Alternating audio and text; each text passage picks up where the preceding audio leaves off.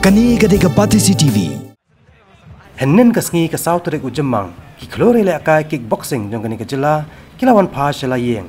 Hadian ba kilawan rakna mi kari India bat kumjo ya kejela Meghalaya hi Barakaway na kalempong kabalatep kum ka Asian Kickboxing Confederation Championship 2017. Kabala kot no akalai potrek benaya yong mentaus nam ha Ashgabat Turkmenistan.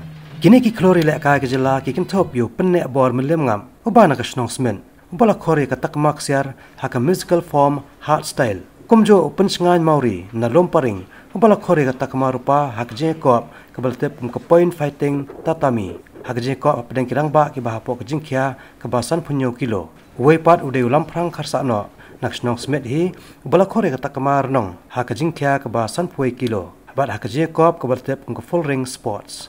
Yakini kirang hennen kasngi la pedang buram laki pat ba ki bana lomparing na smet bat kumjo laki dekat jong ka HYC central body. La pedang sobha yakini kirang nadu nalat umrai umyang terter sadu kanong ba shilong.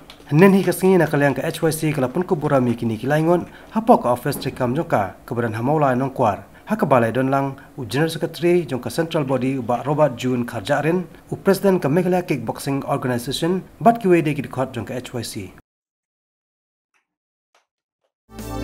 Kani gadega Patisi TV.